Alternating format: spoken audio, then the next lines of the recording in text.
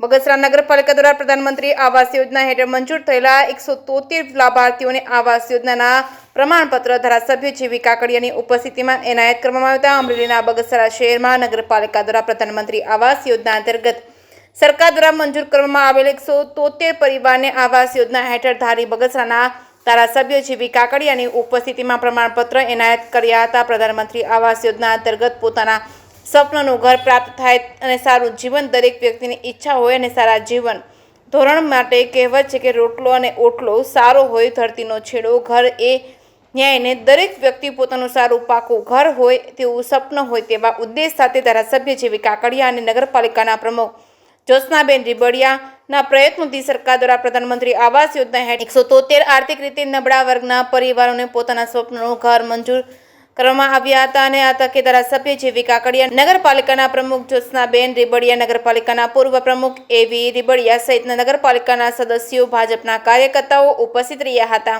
જે.કે. સિંહ ગુજરાતી સાથે રોમિલ મનોવર, બગસરા। પાલિકામાં રહેતા ગરીબ પરિવાર કે બીજા તમામ જ્ઞાતિના કોઈ પણ વ્યક્તિએ જે પીએમ આવાસ યોજનાનું જે ફોર્મ ભરેલું હતું અને ઘરનું ઘર મેળવવા માટેનું જેને ફોર્મ ભરેલું હતું એના 173 આવાસ યોજનાના એથી આજે પીએમ આવાસ યોજનામાં આજે 173 મકાન મંજૂર થઈ ગયા છે।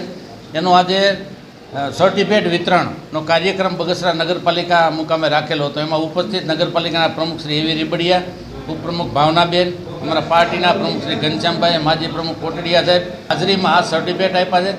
મોદી સાહેબની જે યોજના છે કે ગરીબ પરિવારને ઘરનું ઘર મળી રહે અને એના પરિવાર સાથે શાંતિથી એના પરિવાર સાથે આ મકાનમાં રહે, આ યોજના સાકાર કરવા માટે નગરપાલિકાના પ્રમુખ એવી રીબડિયાએ ખૂબ પ્રયત્નો કરી અને અમારી સાથે જે મંજૂર કરાવ્યા છે આ મંજૂર કરેલા 173 મકાન લાભાર્થીઓને બોલાવી અને એનો એક સર્ટિફિકેટ વિતરણનો કાર્યક્રમ રાખ્યો હતો અને આ લોકો આ યોજનાથી ખૂબ ખુશ છે। આજે છઠ્ઠી વખત જે આ યોજના મંજૂર થઈ છે એમાં લગભગ 700 ની આજુબાજુ બગસરા નગરપાલિકા હસ્તકના મકાનો થયા છે અને બગસરાના લોકોને ખૂબ આનો લાભ મળ્યો છે અને બગસરાના લોકો કદી પણ ક્યારેય ભૂલી શકે તેમ નથી એવી આ યોજના પીએમ મોદી સાહેબે જાહેર કરી છે। એનો વધારેમાં વધારે લાભ મળે અને વધારેમાં વધારે મોદી સાહેબને આશીર્વાદ આપવા માટે દરેક લાભાર્થીઓ અહીંયા હાજર રહ્યા હતા। હોય